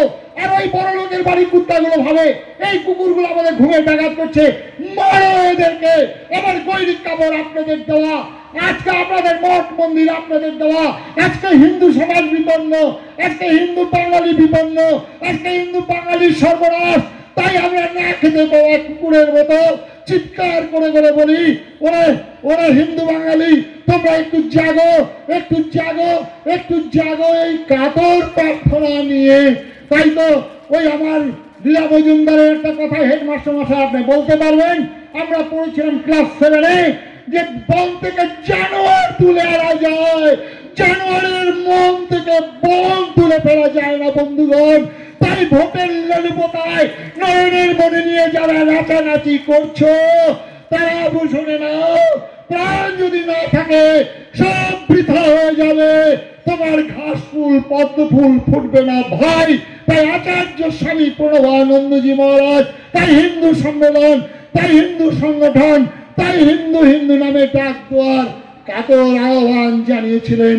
তাই বাঙালি হিন্দু আজকে পূর্ববঙ্গে বাংলাদেশের যে অত্যাচার, একজন চিন্ময় প্রভু দাস যিনি একজন নিরামিষ ভোজী, একজন বৈষ্ণব, তিনি সমস্ত বাংলাদেশের ওই জাত পাত ভুলিয়ে ওই সাধু সন্ন্যাসী মঠ মন্দিরকে একটা কমন প্ল্যাটফর্মে এনেছেন।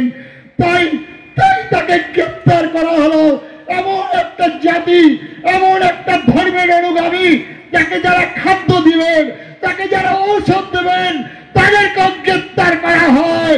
তাদেরকে যারা আইনি সাহায্য করবেন, তাদেরকেও হুমকি দিয়ে মেরে যে হাসপাতালে পাঠানো হয়। আপনারা এখানে বসে বলবেন যত রক্তপাত, আপনারা এখানে বলবেন সব ধর্ম সমান, আপনারা এখানে ভাই বলে আহ্বান চালাবেন। বন্ধুগণ, আজকে একবার চিন্তা করবেন না? চিন্তার সময় এসে গেছে ভাই। তাই রাজনৈতিক রং চাপিয়ে বক্তব্যে ঘন অন্ধকার করবেন না। নেহরুর দর্শনে বিশ্বাসী হন, অপরকে ভালোবাসুন, ভাই বলে গ্রহণ করুন। সেই সঙ্গে সঙ্গে ভারতবর্ষের সীমানাকে রক্ষা করার জন্য ভারতবর্ষের সূর্য অস্তমিত হওয়া প্রাককালে আমি সমস্ত হিন্দু মা ভাই বোনদের ডাক দিই, কাতর প্রার্থনা করি, ওগো বাঙালি, ওগো হিন্দু বাঙালি, কেন আমরা এসেছিলাম? ওই তো বাংলার স্বাধীনতার পরে যত মুখ্যমন্ত্রী 3 জন ছাড়া সবই তো পূর্ববঙ্গের মানুষ। ওই ঘোষ গুহ, ওই ব্রাহ্মণের পৈতে, ওই সীতার সিঁদুর রক্ষা করার জন্য যেখানে সংখ্যাগরিষ্ঠ হিন্দু বাঙালি, সেখানে পালিয়ে আসতে হয়েছিল। বন্ধুগণ, আপনাকে কিছু মনে করবেন না, কিছু চিন্তা করবেন না। আজকে তাই আচার্য স্বামী প্রণবানন্দজি মহারাজ তিনি বললেন, তার যে আরতির প্রবর্তন, অপূর্ব আরতি, শুধু ফুলে নয়নে জলে কাকতি মিনতি গানে পূজা নেব না তো এবার, সংকল্প করিতে হইবে অসুর প্রতিবার, তবে হবে বিশ্ব মাঝে বাঁচিবার চির অধিকার। তাই তরবারির ঝঞ্ঝানি, খাড়ার ঝঞ্ঝানি, ত্রিশূল নিয়ে রানা প্রতাপ, ওই তরবারি নিয়ে শিবাজি আসছে ছুটে আরতির মঞ্চে। তাই আচার্য স্বামী প্রণবানন্দজির এই আরতি হিন্দু জাতিকে ক্ষাত্র শক্তিতে উদ্বুদ্ধ করার অপূর্ব আরতির প্রবর্তন। তাই বন্ধুগণ, নজরুলের কবিতা দিয়েই শেষ করব। আবার বলছি, ভয় নাই আর ভয় নাই, জাগিয়ে উঠেছে হিমালয় চাপা প্রাচী, গৌরী শিখরে তুহিন ভেদিয়া জাগিছে সভ্য সাচী। আজি যে রাজা কালি সে বন্দী, রাজার কুটিরে প্রতিদ্বন্দ্বী, কংস কারায় কংস হন্তা, জন্মেছে অনাগতা, তারই বুক ফেটে আসে নৃসিংহ যারে করে পদাহত। সেই হিন্দু বাঙালি আবার একবার জাগুন, দুর্গম গিরি কান্তর মরু দুস্তর পারাবার, লঙ্ঘিতে হবে রাত্রি নিশীতে। যাত্রীদের কথা আমি বলবো না, আমি হিন্দু বাঙালিরা আপনারা একবার হুঁশিয়ার, একবার হুঁশিয়ার, একবার হুঁশিয়ার হওয়ার আহ্বান জানাবো। নমস্কার। গীতার কর্মযোগে উদ্বুদ্ধ হয়ে ভগবান শ্রী অর্জুন গীতার শেষ শ্লোকে বলছেন, যত্র পার্থ ধনুর্ধর, যত্র যোগেশ্বর কৃষ্ণ, যত্র পার্থ ধনুর্ধর, তত্র শ্রীর বিজয় ভূতি ধ্রুবা নীতির মতির মম। গীতার শেষ শ্লোকে বলছেন, ওই অষ্টাদশ অধ্যায়ে মা বলছেন, মামনুসরণ যুদ্ধ, আমাকে অনুসরণ করো, মোহে নাম হাত মে কাম, আমাকে অনুসরণ করো আর যুদ্ধ করো, এই কথাই বলছেন। আর সর্বশেষে সমস্ত সন্ন্যাসীদের বক্তব্যে আজকে এখানে দাঁড়িয়ে বলুন, ওই অর্জুনের মতো নষ্টর মহার স্মৃতি লব্ধা তৎপ্রসাদত ময়াচিত স্থিত অস্মি গত সন্দেহ পরিষ্যে বচনং তব। আর বাক্য নয়, আর গীতার ব্যাখ্যা নয়, এবারে তুমি যা বলবে আমি তাই করব। আজকের এই সভায় দাঁড়িয়ে আচার্য স্বামী প্রণবানন্দ যা বলেছেন আজকে আমরা তাই করব। আমি হিন্দু, আমি হিন্দু, আমি হিন্দু এই নামে ডাক দিতে আচার্য স্বামী প্রণবানন্দজির এই কাজকে ত্বরান্বিত করার জন্য বালুরঘাটবাসীকে আমি করজোড়ে প্রার্থনা নিবেদন করলাম। নমস্কার, সবাই ভালো থাকুন, সবাই ভালো থাকুন, সবাই ভালো থাকুন।